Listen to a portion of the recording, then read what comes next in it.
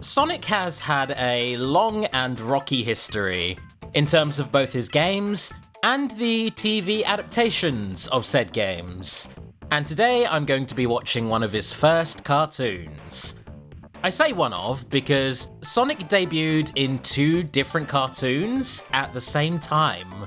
During the weekdays, he would appear in Adventures of Sonic the Hedgehog, a Looney Tunes-esque comedy which revelled so hard in its wacky absurdity that it went on to inspire a bunch of shitposts and memes. But in contrast to that legacy, his Saturday morning cartoon show, simply named Sonic the Hedgehog, is remembered for a very different reason. It's an uncharacteristically dark cult classic, which recognises the theme of nature versus technology from the original games, and takes it to an apocalyptic extreme. A lot of people cite Shadow the Hedgehog as evidence that the Sonic series shouldn't ever try to be dark or edgy. But this show, with its gang of freedom fighters, proves that it can actually be done quite well. Honestly, it would be weird if I didn't hold this show in high regard, because the series you're watching right now is literally named after it.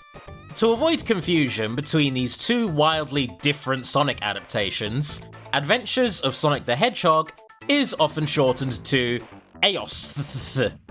Meanwhile, Sonic the Hedgehog is better known as SatAM, in reference to its weekend time slot. And today I'll be watching SatAM. I'm trying to refine the review format of these videos, so I'm just going to be watching the 2 season premieres and the finale. If you can call it a finale. But first, let's just bask in this unironically radical theme song. Blue streak speeds by, Sonic the Hedgehog, too fast for the naked eye. Sonic the Hedgehog, Sonic, he can really move. Sonic, he's got an attitude. Sonic, he's the fastest thing alive. Now, I don't want to spend this whole video comparing SatAM to Munterfry PM, because that's not what I've set out to do, but when you watch that show's intro, with its wacky shenanigans and public domain classical music,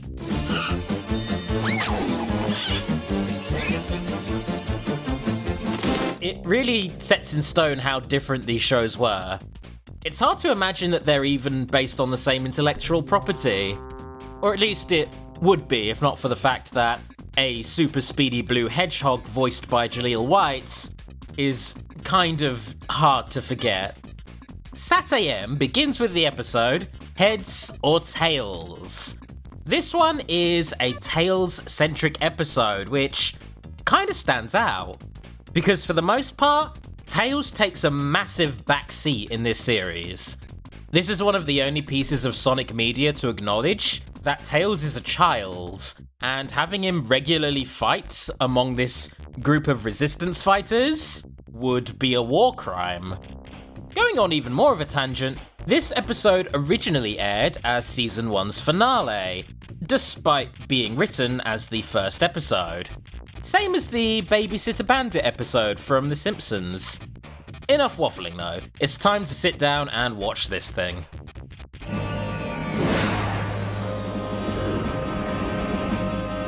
5 seconds, Dr. Robotnik. We're home, Clark. I do miss the beauty of this place when I'm away. Okay, first things first, this is one of the best portrayals of Dr. Robotnik ever.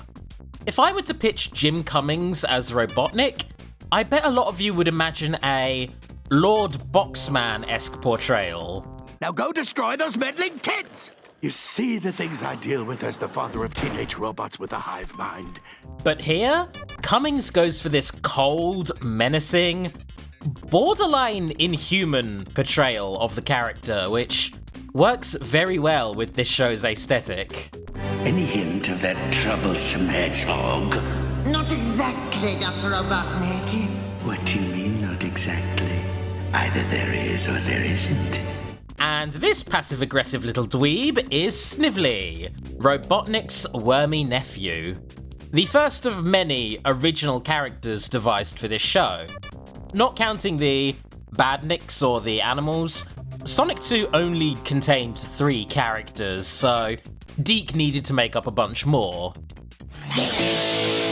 Way past cool, huh? How do you like the entrance? You know, the way I come flying in, hit the old Axl Rose pose right on the downbeat. Yep, a Guns N' Roses reference probably wasn't what you're expecting from this show, but it's definitely what you're getting. Even in this show, Sonic is a living, talking personification of the 1990s. Oh, by the way, this is Rota the Walrus. He's the group's inventor, the role that Tails would later take on in the game series. What would I ever do without all your help? It's nothing really. Do tell. Alright, here we have the best and worst original characters respectively. Bunny Rabbit is what you'd get if you combined Cream and... Adam Jensen, I suppose. Having been rescued from Robotnik's robotization process, Bunny gets the best of both worlds, free will and a robotic arm. On the other hand, you have Antoine Depardieu, a useless, cowardly, arrogant French frog. I want to say that Antoine is a horribly xenophobic portrayal of a stereotypical Frenchman, but Deke is a French-American company, so I guess he comes from a place of self-deprecation. Doesn't make Antoine any less annoying, though. Ooh, you're really beautiful when you work, Princess Sally. Antoine, don't call me princess. And the last member of the Freedom Fighters, the most proactive member of the group, is the dethroned Princess Sally. She's basically the same as Princess Leia, but as a chipmunk. And since she doesn't have the baggage of unknowingly being Sonic's sister, the show gets to play with a will they, won't they dynamic. In order to acquire parts for a catapult, Sally sends Sonic on a mission into Robotnik's territory. But before he goes, Sonic charges up his power ring just to be safe. Hey Sonic, how come you're the only guy who can use the power rings? My Uncle Chuck invented them for me so I could bring down dorks like Robotnik. And unlike the games where the ring simply allows Sonic to take a hit, this ring lets him unleash a surge of energy.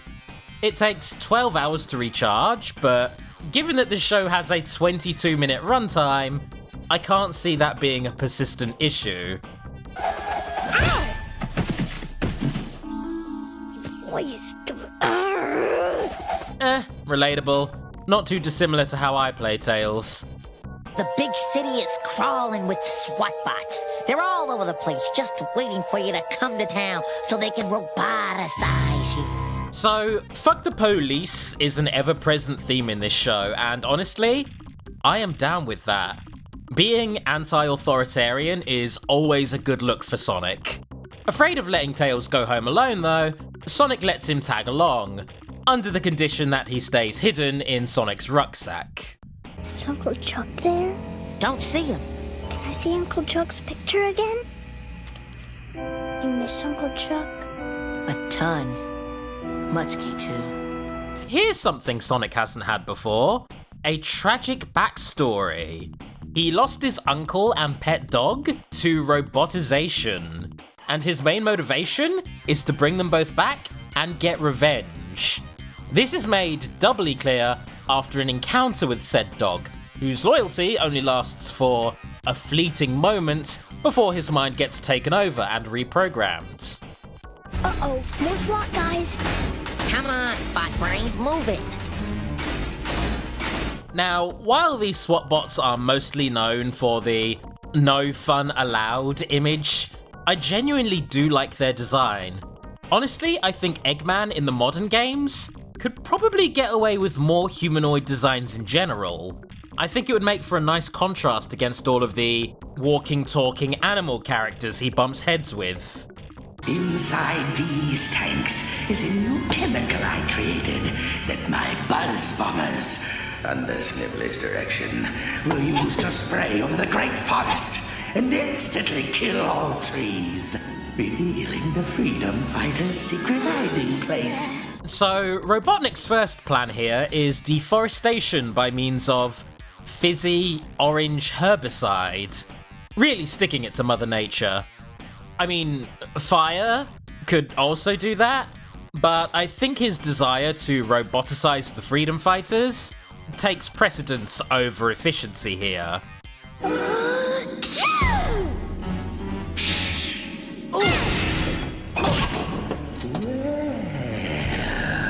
Nice of you to drop in, Hedgehog. Ah, yes. Tails screwing up and putting Sonic directly in harm's way. An accurate portrayal of the Sonic 2 experience. Naturally, Sonic books it, and after being surrounded atop a skyscraper, Sonic uses his power ring to bail himself out. Kinda like the live-action movie. I wonder if that's a coincidence. Now I'm worried about him and Tails. I'm sure they're fine, Sally. Okay, this is a nothing observation, but a rabbit wearing curlers? Yes, good. Goddamn adorable. 10 out of 10.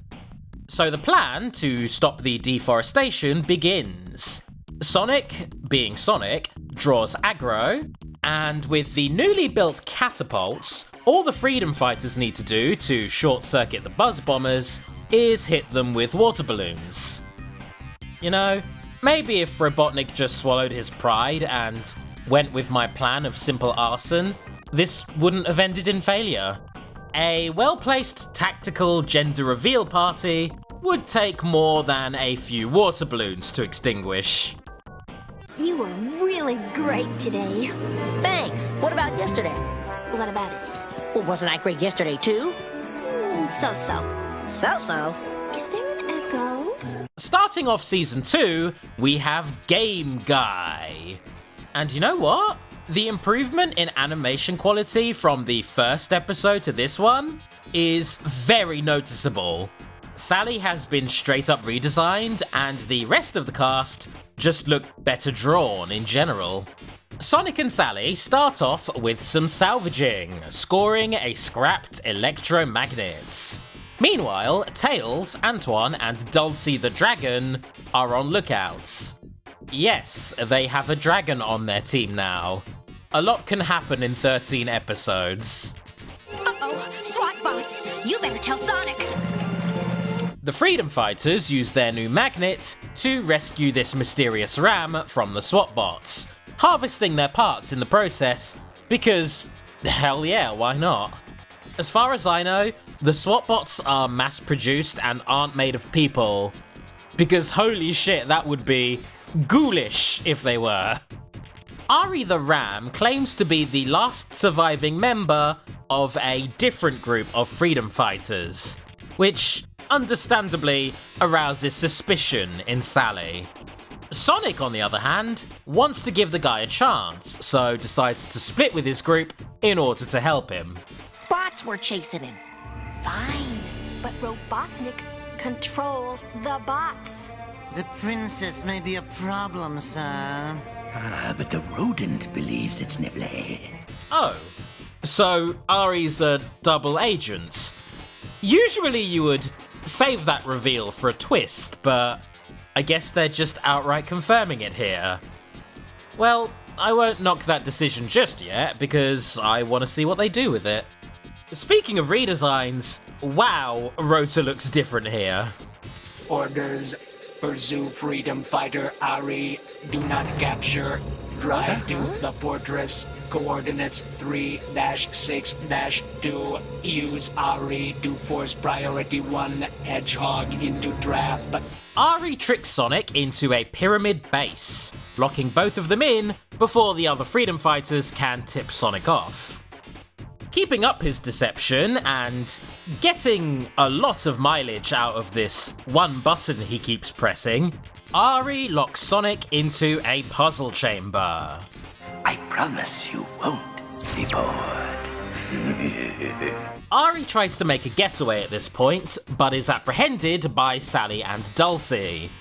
From what I've seen of Dulcie in this episode, her reoccurring bit is being bad at landing, crashing into things, and speaking to her mother in a concussive delirium. I know that sounds really oddly specific, but it happens too many times within a 10-minute span not to acknowledge. So Sonic is challenged by Robotnik into playing a death game with him. Sir, we have the hedgehog in the palm of our hand. Why not just squash him now? Just from this moment alone, I think I really like Snively. Because he's out there asking the questions that could be asked of so many other cartoon villains. Why don't you just kill him? You know, it's nice to have a character who at least addresses that concern, even if he is immediately shut down for it. Here are the rules. Hit your bumpers, and the portal closes a little. Hit my bumpers, and, well, even you can figure that out. And here it is. My choice of background music wasn't just a goof. This is the Sonic Spinball episode. Sonic Spinball is the only Sonic game ever released that features characters from SatAM. And in this episode, it comes full circle. After tormenting Sonic with some pinball-themed torture, Robotnik decides to stop messing around and tries to golf swing Sonic directly into the void. One small step for the rodent, one very large stick for me. Oh, that's hot. That's hot. The game is interrupted, however, when Ari arrives, demanding that Robotnik release his friends, who he wasn't actually bullshitting about earlier. And you know what? His selfless motivation being the twist, as opposed to his betrayal, that really works. It paid off. What is this, Robotnik? We had a deal. You know, I would give Ari flack for expecting a violent dictator to act in good faith, but most politicians today don't seem to understand that, so apparently it's an easy mistake to make. Hello. Okay, Robotnik, this is 2 for 2 now. You've got to make your air vents smaller. Apparently, the real double agent of this episode is Robotnik's unseen architect. However, the Freedom Fighters seem to share Robotnik's propensity for inopportune mercy, and they leave to retrieve Sonic before Robotnik can thaw out, instead of just chucking Robotnik's frozen body out of a window or something like that. Naturally, they're not quite fast enough, so Sonic, once again, has to spinball in order to save his life. Wait a second, hold the fucking phone. That was, 1-to-1, pitch perfect, the Roblox death sound. Ari, thanks. I thought you could use a hand, Sonic, but now we're both in trouble. Ari arrives just in time, but in response, Robotnik activates a failsafe, attempting to send the entire room into the void.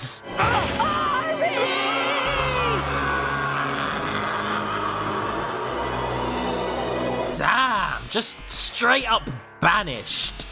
Ari does appear later in the series, so assumingly they're able to retrieve him, but as a kid watching this episode for the first time, you have no reason not to believe that this episode ended with a character getting murked. That is pretty hardcore, I'm not gonna lie. And for the moment of truth, let's talk about this show's infamous finale. Season 2, Episode 13, The Doomsday Project. The dream begins.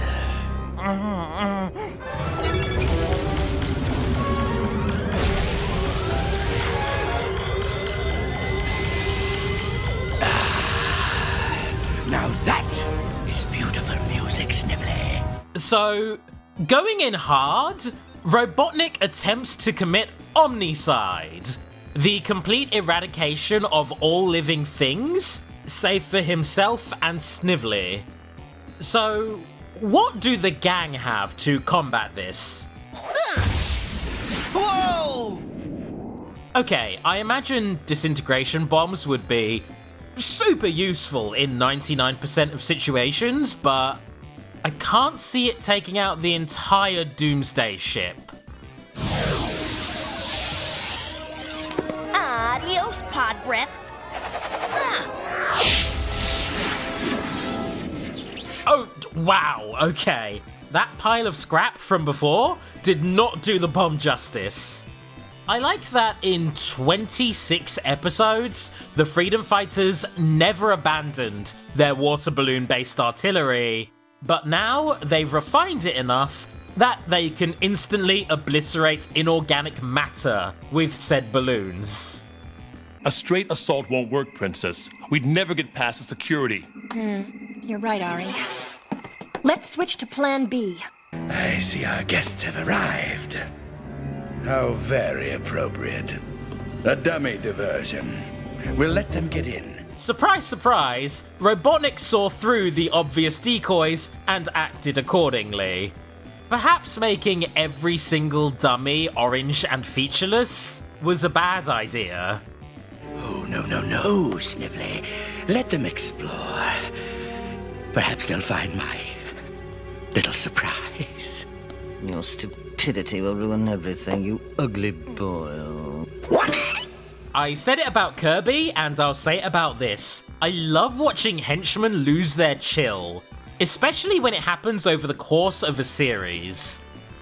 So, most of this episode consists of the Freedom Fighters trawling through the base and smashing up sentry robots. But eventually, Sonic rigs the core of the machine to blow. And it does jack shit. Robotnik takes this opportunity to finally capture Sonic and roboticize him, which I suppose would just turn him into Metal Sonic. Sonic attempts to fend off this process with a power ring, which Robotnik understandably anticipated. This is unbelievable. This can't be happening! Yes, Sonic overcomes this situation by bringing more than one power ring.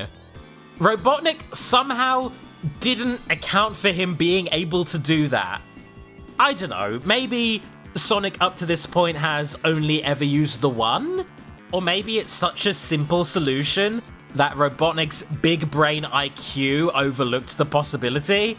But either way, Sonic is able to make an escape. There is still one possibility.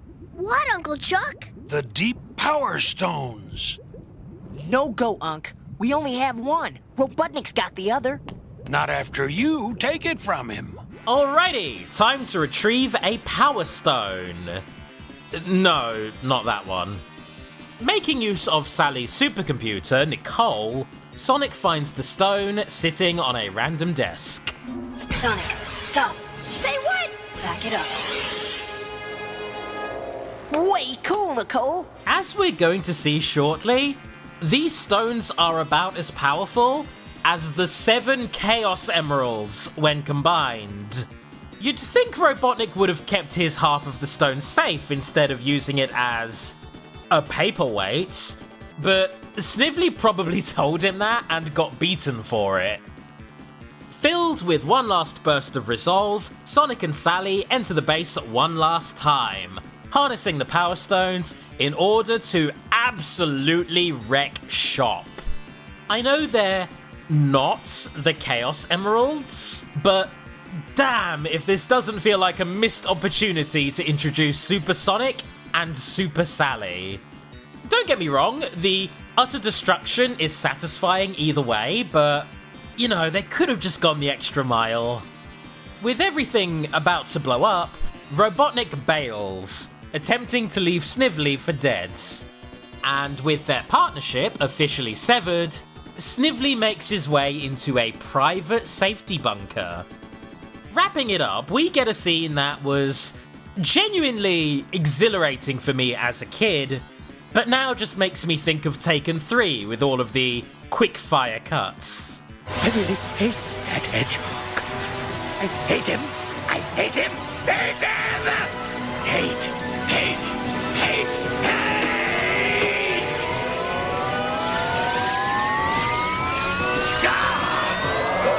Having finally earned their freedom, the fight is over, the festivities begin, Sonic and Sally answer the will they won't they question, and the show comes to an end.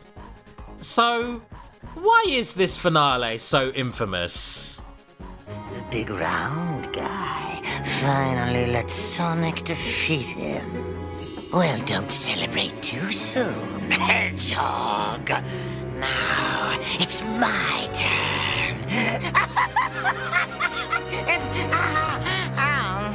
And I'm not alone!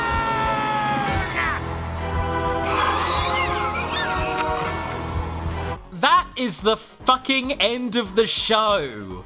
Like the Mario Bros movie, it got cancelled after a cliffhanger.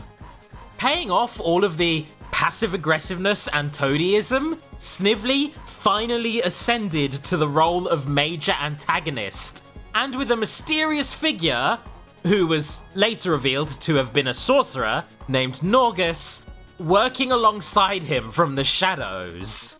Losing this plotline for Sonic Underground, entertaining as that show can be for certain reasons, was honestly a tragedy. But all is not lost, because this is the part of VidAMs where I take a look at the legacy this show left behind. To reiterate, SatAM's only real impact on the games came in the form of Sonic Spinball.